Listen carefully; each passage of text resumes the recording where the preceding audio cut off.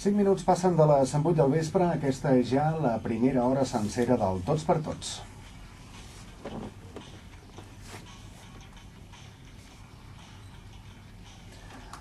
El govern de Convergència i Unió s'ha proposat a complir un objectiu: reduir 4.400 milions d'euros en les partides de despeses en només un any.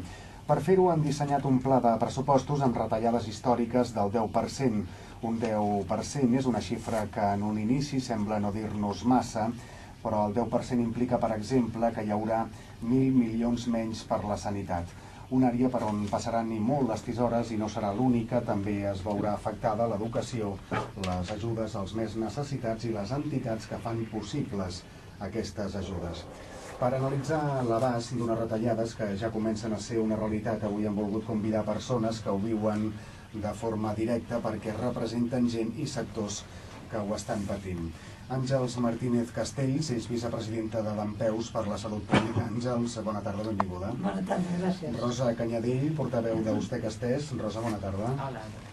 Eduard Cantos, director de SATEM Catalunya i vocal de la Federació Catalana d'ONGs per al Desenvolupament. Eduard, bona tarda. Bona tarda.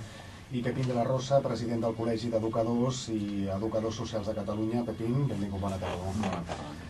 Si us sembla, comencem parlant una mica en genèric. El proper dimecres s'aprovaran els pressupostos o el projecte de llei dels pressupostos amb aquestes retallades històriques que deien del 10%. Per assegurar aquesta aprovació, avui mateix ho hem sabut, Convergència i el Partit Popular han signat un pacte que permetrà aprovar-los perquè el Partit Popular s'abstindrà, però les contrapartides, entre altres coses, són el compromís de Convergència de reduir abans que s'acabi aquest any un 10% el nombre d'empreses públiques i un 20% les assignacions pressupostàries que hi fan. En genèric, abans d'entrar en cada cas sectorial, s'està posant en perill l'estat del benestar? Això que des del carrer es pot palpar, però vosaltres que hi treballeu de forma directa, ho podem dir així, tal qual, cregueu? Bé, bona nit. Jo penso que no només podem dir que està en perill l'estat del benestar, sinó que s'està desestructurant la societat tal com la coneixem i que això és tremendament perillós. O sigui, va més enllà de l'atac del benestar, va a minar, a laminar les bases de la nostra convivència i la cohesió social. I per tant penso que realment hem d'estar molt alertes. Bé, jo penso que realment és, jo diria que indecent el que s'està fent en aquests moments. O sigui, hi ha diverses qüestions, però en comptes de la crisi, és que abans de la crisi teníem ja la despesa social en aquest país nostre per sota de la mitjana europea, teníem la quantitat d'empleats públics molt per sota de la mitjana europea. En l'època de creixement i de que tothom es feia ric, el salari mig no va augmentar. O sigui, de fet, les dades diuen que el 2008 teníem el mateix salari mig que el 1995, o sigui que l'empobriment de la població ja hi era. I per l'altra banda tenim les polítiques fiscals més regressives de tota la Unió Europea.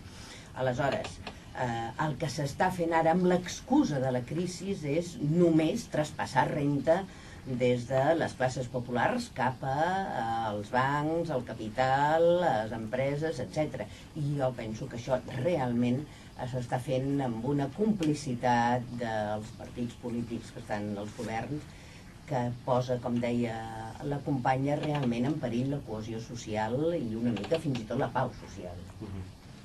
Sí, creiem que clarament hi ha una regressió, tornem enrere molts anys, no?, amb els drets que s'havien assolit i amb la dimensió internacional, que és una mica la que potser podem expressar més des de l'àmbit de la solidaritat i la cooperació. Bé, també el que era uns avanços amb el voler ser un país, diguem, obert al món, solidari, que entén que hi ha unes injustícies globals i que com a ciutadans del món hem d'actuar també per revertir o disminuir aquestes diferències, però ara passa a ser una política clarament subsidiària i bé, tot aquests avanços amb aquesta visió global i de justícia global també van enrere clarament. Bona tarda. A veure, està clar que el moment és perillosíssim, ha costat moltíssim construir drets socials, en aquests moments està en perill, el pensar en la persona com a eix central de les polítiques i de manera senzilla el que ell diria és que construir ha estat molt complicat i molt difícil i que destruir pot ser un moment si no vigilant. Sí, jo afegiria que a més em sembla que és doblement indignant, valgui la paraula, perquè a més això no ajuda a sortir de la crisi. Jo tinc la sensació, no sóc economista, però també sé llegir. Coincideixen tots en dir-ho, Clar, Hem de retallar en ensenyament, en educació, en desenvolupament, a més, això crea més atur, això crea més pobresa i, per tant, com se sortirà d'aquesta crisi? O sigui, no, és com si s'haguessin oblidat que hi ha alguna altra cosa més a fer, com posar impostos, com repartir, com no pagar la deute, com jo què sé. Hi ha 30.000 solucions que estan donant per ahí molta gent i llavors sembla que sigui impossible, però en canvi aquesta via de només retallar s'està veient a Grècia, per exemple. O sigui, retallen per poder tenir més ajut, però després, o més rescat, o digue-li com vulguis, però després han de retallar més per poder pagar-lo. O sigui, és com una mena de bogeria, perquè realment no es veu quin és el final de la sortida de la crisi. El que sí que es veu és que hi ha qui està guanyant moltíssim a costa de la majoria de la població. Jo penso que això, si la gent ho sapigués de veritat, estaria encara molt més indignada del que està. Però és que de fet es rescata a Grècia per donar els diners als bancs alemanys. Per això. Que són préstecs, no? Són préstecs per pagar els interessos. A més, són préstecs d'uns interessos altíssims. O sigui, el Banc Central el deixa diners al banc a un interès d'un no sé quant per cent i aquests els deixen en els governs a un 4, un 10... No. A Grècia un 27% i ha arribat al 30%. Vull dir, com es pot fer això tranquil·lament sense que passi res? O sigui, l'estrany realment és que la gent no estigui molt més indignada. Vull dir, per això jo diria, bàsicament, és un rob, directament.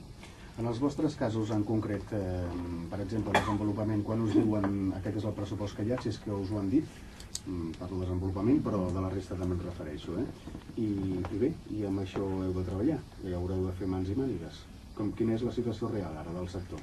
Bé, ha sigut una mesura anunciada, però imposada, no ha hagut... I jo crec que això és important, també s'ha trencat una mica la trajectòria de consens i els acords que s'havien pres de govern i en plans directors, etc. Això s'ha trencat directament, sense cap mena de diàleg i bé, sense gaire argumentació i bé, el que ens preocupa no és tant o només les retallades econòmiques, sinó aquest canvi de model. És el pensar que la solidaritat internacional és una cosa quan les coses venen en l'època de vaques grasses i és una qüestió de, bé, al final de caritat que fem quan podem i ja està. No és una política d'estat, una política de país i és una raó de justícia. I bé, ha vingut donat i amb molt poques possibilitats realment de diàleg. De fet, la Direcció General de Cooperació al Desenvolupament ha decidit presentar un ERO a lo que és l'Agència Catalana de Cooperació, afectarà unes 50 persones. Vull dir que se'n redueix també la matriu. Correcte. Tot això, doncs, en fi, és un procés d'anar desmuntant el que s'ha aconseguit en els anys i que bé, costarà molt, com en altres sectors, costarà molt després de recuperar, recompondre.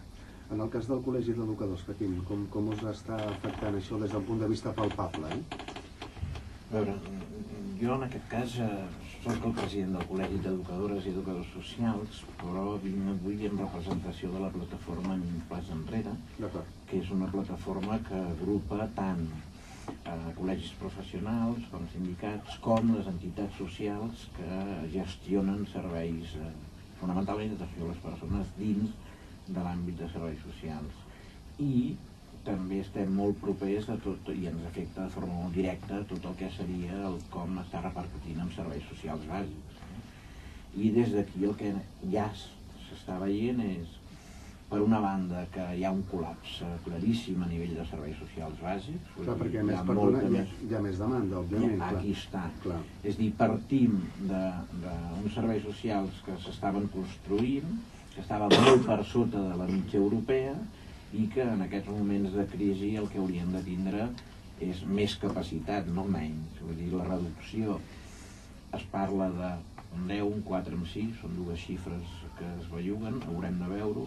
Sí que és cert que s'ha obert una via de diàleg, sí que sembla que s'estan repensant algunes de les retallades que s'estaven plantejant almenys en aquest sector, i confiem que s'ho rumiaran, vull dir, entenem que algunes de les retallades que afectaven més a les persones no estaven precisament en el Departament de Benestar i Família, que sí, és a dir, Benestar i Família les que afectaven més era tot el tema ajut a famílies, que sembla que es vol reconduir, temes de dependència moderada i de discapacitats, que s'haurà de veure com acaben finalment, però les altres afectaven a partir d'empresa i ocupació, el tema renda mínima d'inserció, aquest és un tema perillosíssim, vull dir, hi ha més de 33.000 famílies, unes 90.000 persones depenent d'això, i ojo, perquè aquí també, i això encara no ha sortit a la taula i crec que és important que ho tinguem en compte, és com algunes qüestions de la llei òmnibus també afecten de forma clara amb aquestes temàtiques, no? Per tant, estem molt preocupats, insisteixo, hi ha moltes entitats que ho estan patint, l'estructuració de la societat civil a casa nostra és un fet importantíssim que entenem que s'ha de reforçar i que en aquests moments corre un risc de poder anar enrere. Per tant, tant els professionals com les entitats i els agents socials el que estem és oberts al diàleg, però claríssimament amb la idea de que la retallada, si s'ha de fer, que entenem que en moltes qüestions no s'hauria de fer, no ha d'afectar de cap manera en els serveis bàsics dels que representeu avui i els serveis d'atenció a les persones en el sentit ampli que és el que hi ha en aquesta taula avui. En el món de l'ensenyament, Rosa, és que hem arribat a parlar de les fotocòpies. Sí. En el món de... Recordo al principi, no? Sí. Les fotocòpies, la calefacció quan faci fred, les portes trencades, els lavabos esbotzats i tot el que té a veure amb les plantilles. O sigui, el que passa que l'educació, a diferència de sanitat, han fet una retallada cap endintre. I llavors, a nivell públic, és veritat que ho han dissimulat molt bé. Però, de fet, la retallada, per exemple, de professorat vol dir que el curs que ve hi ha 15.000 alumnes més i 1.800 profes menys que se jubilen i no reposen i exactament no n'entrarà ni un més. Això, evidentment, és una retallada molt gran, el que passa que es fa a costa, bàsicament, del professorat. O sigui, el professorat treballarà més hores, el professorat tindrà menys hores per coordinar-se... Més hores és més sou? Més hores i menys sou, evidentment, perquè ja ens el van retallar des del curs passat. O sigui, menys sou, més hores de treball, menys possibilitat de reduir hores majors de 55 anys, menys hores per poder-se coordinar i preparar classes, i el desmantellament de la sisena hora i a més mal fet. O sigui, nosaltres pensàvem que el de la sisena hora es podria haver reaprofitat i redreçat, però es treu però no es treu en un centre amb els altres no, obre un ventall de diferenciació molt gran tant entre els centres com entre el propi alumnat, uns fan sisena hora, els altres no, ens hauran de quedar, quan hauria sigut, que nosaltres hem reclamat des de sempre, doncs que es tragués la sisena hora i que tot el professorat es quedés per fer allò que realment podria haver servit per millorar els resultats escolars i disminuir el fracàs, que és atenció a la diversitat dins de les hores lectives.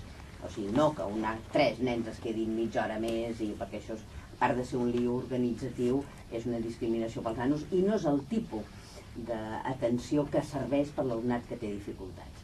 Per tant, retallades per un cantó i després desgavell normatiu. Jo crec que a l'educació, a més de les retallades, el que tenim sobre la taula, i per això hi ha tant de malestar, és aquest desgavell organitzatiu, aquest tirar endavant i enrere, aquests canvis constants i un cert menyspreu al professorat que s'està fent cada cop més gran. O sigui, Primer es fa la Setmana Blanca, sense recursos, sense tenir-ho tot preparat, després es treu la Setmana Blanca, ara s'ha tret, però no s'ha tret del tot, ara cada centre haurà de decidir aquests 5 dies com els fa, s'hauran de barallar els pares... Però això ja és crònic, cada curs s'han de canviar coses, no? Sí, però no només s'han de canviar, sinó que a més es canvien d'una manera caòtica, sense escoltar quines són les necessitats, què ha funcionat i què no ha funcionat, i per tant tot això, de cara al professorat, vol dir que això, o sigui, cobra menys, treballa més, però a més hi ha un sobreesforç i una quantitat d'energies perdudes que es podrien dedicar a millorar l'educació amb totes aquestes discussions, amb tots aquests canvis, amb tot aquest desgavell que és el que faltava a sobre, no? Sobre de la retallada. Àngels, si d'educació parlàvem de fotocòpies, de salut hem arribat a parlar, de llençols o de les aigües dels pacients, deixant de banda les anècdotes. Avui mateix hem sabut que es tanca l'Hospital 2 de Maig de Barcelona, que hi haurà retallades també al SEM, al Servei d'Emergències Mèdiques. Què està passant, com us està repercutint el que li preguntava una mica al Pepín? Amb exemples palpables. Mira, avui mateix s'ha presentat en el Col·legi de Periodistes una anàlisi sobre els pressupostos de salut per l'any 2011, fet per tota una sèrie de grups interessats en la sanitat. Bàsicament això ha estat sota el patrocini del CAPS, però que també hi estan la FOCAP, que és d'assistència primària, la gent de Grecs en Comets, i també els de salut pública també hi participen. Bé, i jo penso que és molt important remarcar que hi ha un especial ensenyament, no? Però d'atacar al sector de la salut, perquè si es parla d'una retallada mitjana del 10%, etc., aquí, en canvi, veiem clarament que en termes constants aquesta retallada gairebé és del 18%. Aquesta retallada del 18% fa que Catalunya, que té en aquests moments encara uns serveis de salut prou importants, competents i de prestigi reconegut, ens porta a ocupar el lloc 12è de les 17 comunitats autònomes. És a dir, fem una baixada importantíssima en el que significa les possibilitats de retribució, de les possibilitats de creixement, etc. És més important quan no ho fem, quan no ho valorem en relació, per exemple, al PIB, sinó que ho valorem en relació a la renda per càpita. En relació a la renda per càpita, Espanya, en aquest cas no ho podem dir per Catalunya, però ho podem dir per Espanya, es situa després, fins i tot de Nova Zelanda, de Japó, evidentment, d'Austràlia, de Finlàndia, i hi ha immediatament al costat, i Catalunya per sota, d'Eslovènia, Grècia, Portugal, la República Txèquia, Estònia. És a dir, en renda per càpita estem amb una prestació en salut que està molt, molt per sota fins i tot del nivell, teòricament, de renda que hi hauria en aquest país.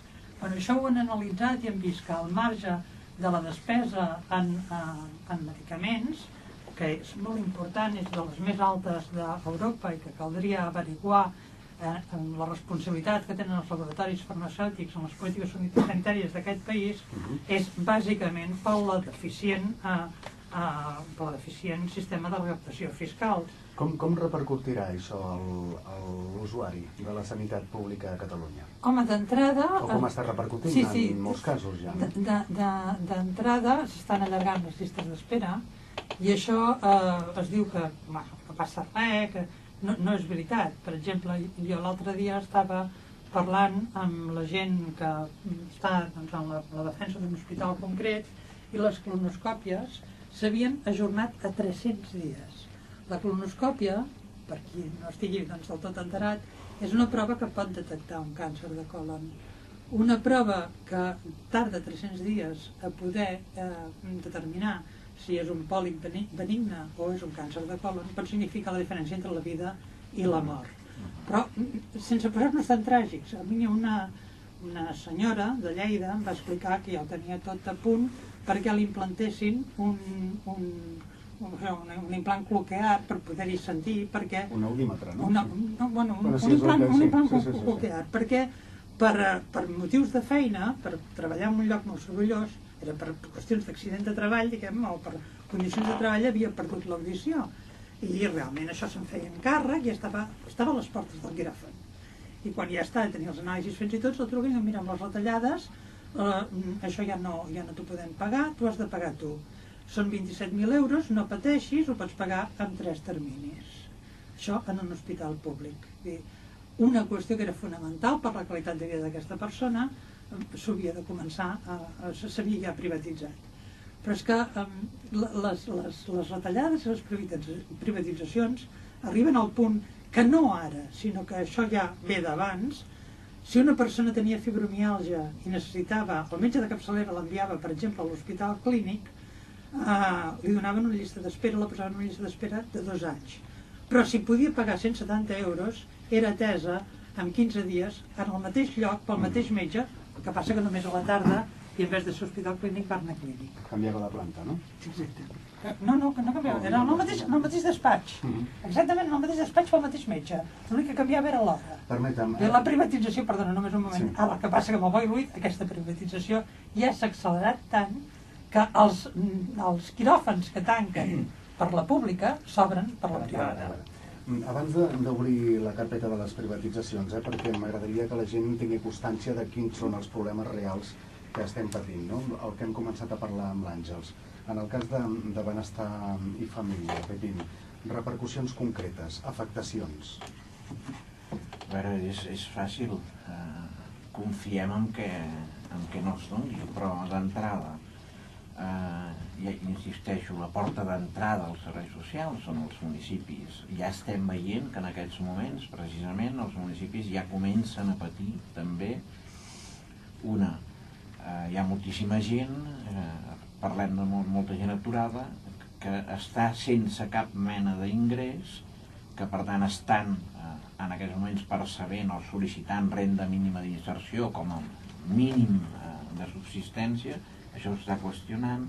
Estem parlant de persones en situació ja de molta dificultat, persones en situació de dependència, persones en situació de discapacitat que no saben si realment podran continuar comptant amb ajuts. Es parla de que sí, però insisteixo, s'ha de veure. I sobretot el que ens preocupa moltíssim és com quedarà tot el tema infància en relació a... Parlem de pobresa infantil incrementada, parlem de cada cop més nens, nenes, que el seu primer àpat l'estan fent a l'escola al migdia i estan en joc a les beques de menjador. Confiem que no. Estem parlant de que l'atenció a la gent en situació de més dificultat, més vulnerable, pot veure's encara amb més perill, amb més risc, i per tant també aquí el que veiem és que els professionals difícilment podran atendre en condicions a l'avalanxa de demanda que ja s'està produint i que es pot incrementar. És a dir, la crisi ja ha generat una situació de molta dificultat que no s'ha abordat per aprofitar per continuar estructurant estat del benestar i per plantejar-se la sortida de la crisi a partir de potenciar el sistema de serveis socials de responsabilitat pública, per tant, de plantejar-se l'atenció a les persones com a possibilitat d'ocupació, i entenem que això és un error gravíssim. En el cas de la cooperació, Eduard, afectacions concretes que segurament ja esteu vivint.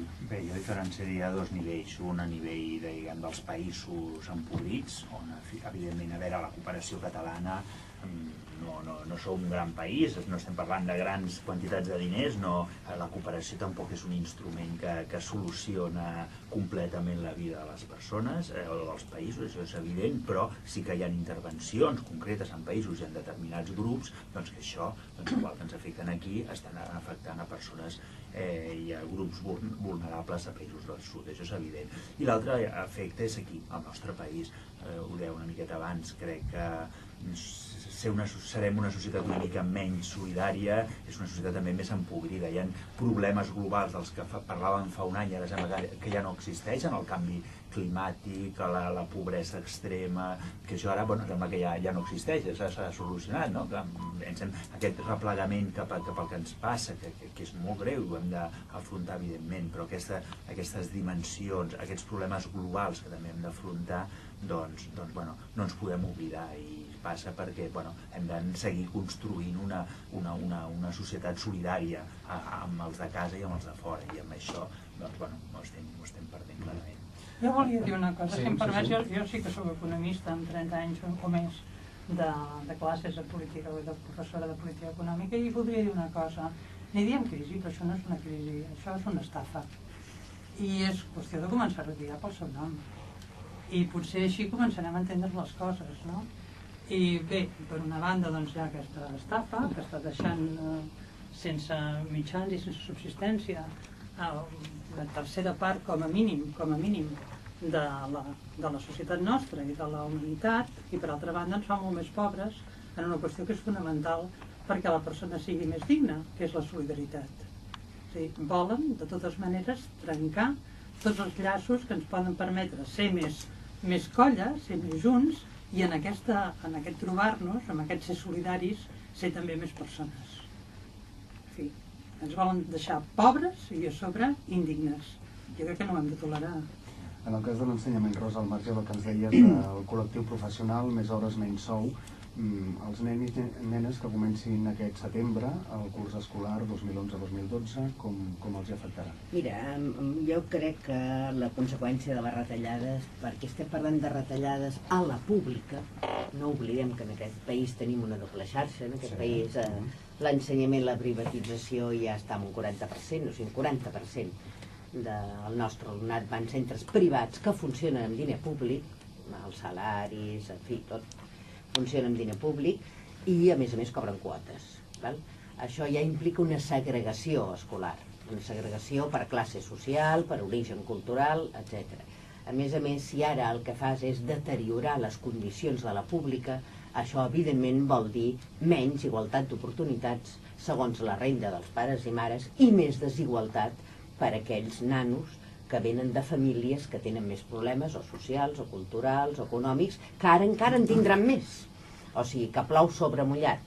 D'alguna manera, els nanos que venen d'entorns més desafavorits tindran escoles encara més desafavorides. I això, evidentment, l'únic que fa és augmentar la desigualtat. I, per l'altra banda, el que també és veritat és que això augmenta l'atur. O sigui, els universitaris sortiran de la universitat, no entrarà ningú a ensenyament. L'educació és un dels àmbits de creació de llocs de treball important per molta gent universitària, tant de lletres com de ciències. Si es tanca aquesta porta, això vol dir que, per una altra banda, s'augmenta també l'atur juvenil, amb la qual cosa, en fi, el panorama no és gens positiu ni per un cantó ni per l'altre. Us deien començar aquest acord al que han arribat Convergència i el Partit Popular perquè es puguin aprovar els pressupostos la setmana que ve. Una de les contrapartides és reduir el nombre d'empreses públiques. Creieu que anem clarament cap a la deriva de la privatització? Sí, no, és evident. Ja havia començat de fa temps, però això és com... perquè aquest sistema econòmic és com un ciclista que va rodant cap avall i no té frens, la seva bicicleta, i per tant ha de continuar sempre rodant. I va començar, com ha explicat molt bé la Rosa, doncs amb els sous baixant, de fet, el poder adquisitiu dels treballadors de molts i molts països, i ara es troba que per continuar corrent ha de privatitzar tot el que és capaç de donar benefici de la sanitat, de l'ensenyament, i evidentment estalviar, entre cometes, perquè això no és un estalvi, això és tot el contrari d'un estalvi, tot el que seria el sector de solidaritat, el sector de les ONGs, etc. A mi m'agradaria creure que no. Per què ho dic? Jo crec que és un moment molt delicat, és un moment en què realment... Perdona, però exemples pràctics ja Sí, estem vivint. no, ho entenc, i a més Això està passant. A veure, ho dic perquè a mi em sembla que claríssimament aquest país en aquests moments, o ens creiem que l'aposta de futur passa per reforçar l'estat del benestar amb la línia dels països del nord d'Europa, dels països que realment tenen un estat del benestar potent fort i que són els que han pogut en aquests moments de crisi en sortir-se'n en millors condicions i que estan més forts davant de la situació global, o realment, si avancem amb aquesta línia més anglosaxona, per entendre'ns, està claríssim que aleshores el perill és evident. És trencar, és dividir la societat, és polaritzar-la molt més, i és plantejar-se que els pobres molt més pobres i els rics molt més rics, sense aquest plantejament de societat on s'intenta anar avançant amb superar desigualtats i plantejar-se el treballar contra les situacions més vulnerables i plantejant el que entenc que aquí, i vull apostar, per això deia que vull creure que no, jo crec que la societat catalana és una societat culta, és una societat avançada i és una societat que defensarà de totes l'estat del benestar que hem construït i que volem per nosaltres i per als nostres fills i nets. Vull dir, entenc que amb això no podem baixar la guàrdia, i és en aquesta línia que deia que vull creure que no. Jo aquests desitjos els comparteixo. Jo volia afegir d'això de la privatització, perquè jo penso que també és una altra de les mentides que sempre s'explica, i és que la gestió privada és més eficient i més barata. I això és mentida. Més barata? Diuen. Diuen que és més barata, o sigui, és més rentable, vale? Que és més barat i tal. Si mirem Estats Units, que és un dels països més clars en aquest aspecte, té la sanitat en mans d'empreses privades tota, i és de la més cara i de la més ineficient i de la més ineficaç i de la més dolenta pels ciutadans. O sigui que a sobre no és veritat ni que sigui més eficient ni que sigui més barata.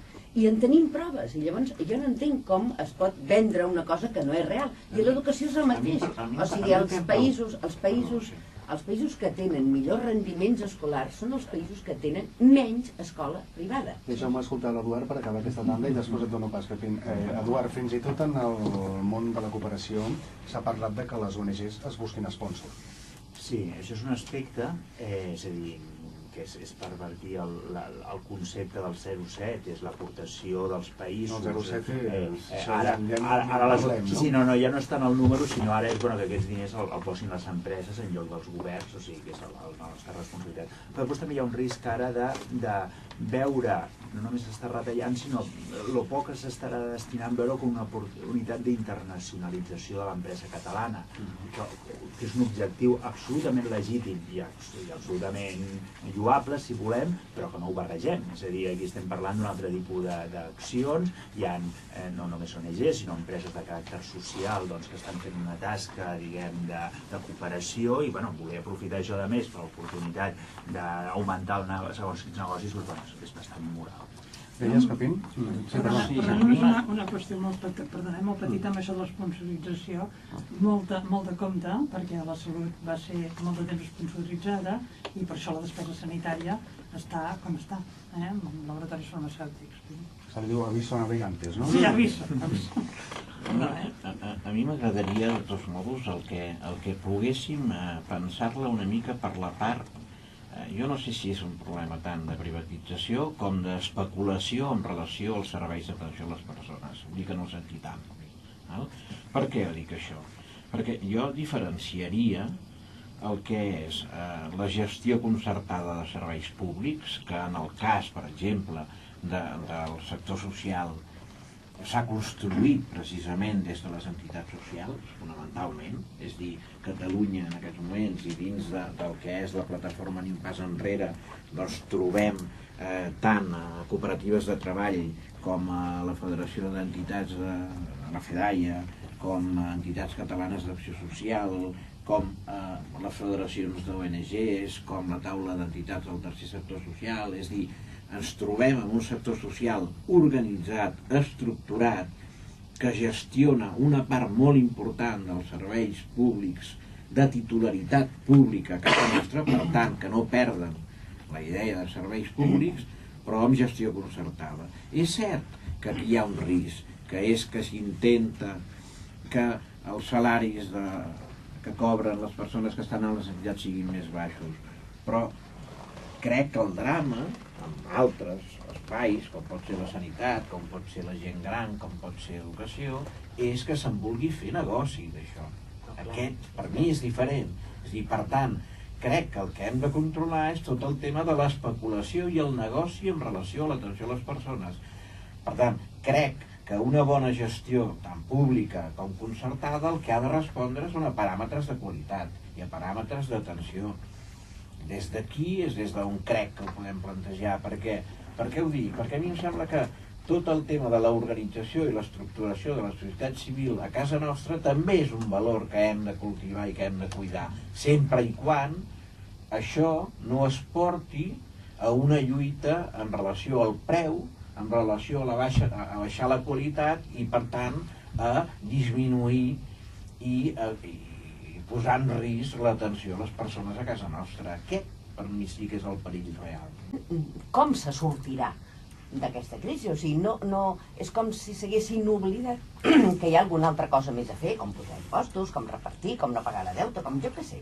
Hi ha 30.000 solucions que estan donant per ahí molta gent, i llavors sembla que sigui impossible, però en canvi aquesta via de només retallar s'està veient a Grècia, per exemple. O sigui, retallen per poder tenir més ajut, però després, o més rescat, o digue-li com vulguis, però després han de retallar més per poder pagar-lo. O sigui, és com una mena de bogeria, perquè realment no es veu quin és el final de la sortida de la crisi. El que sí que es veu és que hi ha qui està guanyant moltíssim a costa de la majoria de la població. Jo penso que això, si la gent ho sapigués de veritat, estaria encara molt més indignada del que està. Però és que de fet es rescata a Grècia per donar els diners als bancs alemanys, Ja, Són préstecs, no? Són préstecs per pagar els interessos. A més, són préstecs d'uns interessos altíssims. O sigui, el Banc Central el deixa diners al banc a un interès d'un no sé quant per cent, i aquests els deixen en els governs a un 4, un 10, un 50. No. A Grècia un 27%, i ha arribat al 30%. Vull dir, com es pot fer això tranquil·lament sense que passi res? O sigui, l'estrany realment és que la gent no... Amb el voler ser un país, diguem, obert al món, solidari, que entén que hi ha unes injustícies globals i que com a ciutadans del món doncs, hem d'actuar també doncs, per revertir o disminuir aquestes diferències, doncs, bueno, ara passa a ser una política clarament subsidiària, i bé, tot aquests avanços amb aquesta visió global i de justícia global doncs també van enrere clarament. Bona tarda. A veure, està clar que el moment és perillosíssim. Ha costat moltíssim construir drets socials. En aquests moments està en perill el pensar en la persona com a eix central de les polítiques, i de manera senzilla el que ell diria és que construir ha estat molt complicat i molt difícil, i que destruir pot ser un moment si no vigilem. Jo afegiria que, a més, em sembla que és doblement indignant, valgui la paraula, perquè, a més, això no ajuda a sortir de la crisi. Jo tinc la sensació, no sóc economista, però també sé llegir. Coincideixen tots en dir-ho, Clar, hem de retallar en ensenyament, en educació, en desenvolupament, etc. A més, això crea més atur, això crea més pobresa, i per tant... Si us sembla, comencem parlant una mica en genèric. El proper dimecres s'aprovaran els pressupostos, o el projecte de llei dels pressupostos amb aquestes retallades històriques que deien del 10%. Per assegurar aquesta aprovació, avui mateix ho hem sabut, Convergència i el Partit Popular han signat un pacte que permetrà aprovar-los, perquè el Partit Popular s'abstindrà, però les contrapartides, entre altres coses, són el compromís de Convergència de reduir abans que s'acabi aquest any un 10% el nombre d'empreses públiques i un 20% les assignacions pressupostàries que hi fan. En genèric, abans d'entrar en cada cas sectorial, s'està posant en perill l'estat del benestar? Això que des del carrer es pot palpar, però vosaltres que hi treballeu de forma directa, ho podem dir així, tal qual, creieu? Bona nit. Jo penso que no només podem dir que està en perill l'estat del benestar, sinó que s'està desestructurant la societat tal com la coneixem, i que això és tremendament perillós. O sigui, va més enllà de l'atac del benestar, va a minar, a laminar les bases de la nostra convivència i la cohesió social. I per tant penso que realment hem d'estar molt alertes. Bé, jo penso que realment és, jo diria que indecent el que s'està fent en aquests moments, o sigui, hi ha diverses qüestions. 5 minuts passen de les 8 del vespre, aquesta és ja la primera hora sencera del Tots per Tots.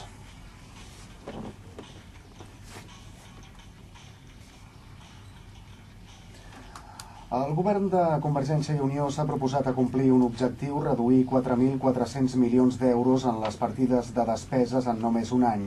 Per fer-ho han dissenyat un pla de pressupostos amb retallades històriques del 10%. Un 10% és una xifra que en un inici sembla no dir-nos massa, però el 10% implica, per exemple, que hi haurà 1.000 milions menys per la sanitat. Una àrea per on passaran i molt les tisores i no serà l'única, també es veurà afectada l'educació, les ajudes als més necessitats i les entitats que fan possibles aquestes ajudes. Per analitzar l'abast d'unes retallades que ja comencen a ser una realitat, avui hem volgut convidar persones que ho viuen de forma directa perquè representen gent i sectors que ho estan patint. Àngels Martínez Castells és vicepresidenta de Dempeus per la Salut Pública. Àngels, bona tarda, benvinguda. Bona tarda, gràcies. Rosa Canyadell, portaveu d'Ustec Estès. Rosa, bona tarda. Hola, bona tarda. Eduard Cantos, director de SATEM Catalunya i vocal de la Federació Catalana d'ONGs per al Desenvolupament. Eduard, bona tarda. Bona tarda. I Pepín de la Rosa, president del Col·legi d'Educadors i Educadors Socials de Catalunya. Pepín, benvingut, bona tarda. Bona tarda. Ens podem contestar la crisi, però és que abans de la crisi teníem ja la despesa social en aquest país nostre per sota de la mitjana europea, teníem la quantitat d'empleats públics molt per sota de la mitjana europea. En l'època de creixement i de que tothom es feia ric, el salari mig no va augmentar, o sigui, de fet, les dades diuen que el 2008 teníem el mateix salari mig que el 1995, o sigui, que l'empobriment de la població ja hi era, i per l'altra banda tenim les polítiques fiscals més regressives de tota la Unió Europea. Aleshores, el que s'està fent ara amb l'excusa de la crisi és només traspassar renta des de les classes populars cap als bancs, al capital, les empreses, etc. I jo penso que això realment s'està fent amb una complicitat dels partits polítics que estan als governs, que posa, com deia la companya, realment en perill la cohesió social i una mica fins i tot la pau social. Sí, creiem que clarament hi ha una regressió, tornem enrere molts anys, no?, amb els drets que s'havien assolit i amb la dimensió internacional, que és una mica la que potser podem expressar més des de l'àmbit de la solidaritat i la cooperació. Bé, també el que era un savant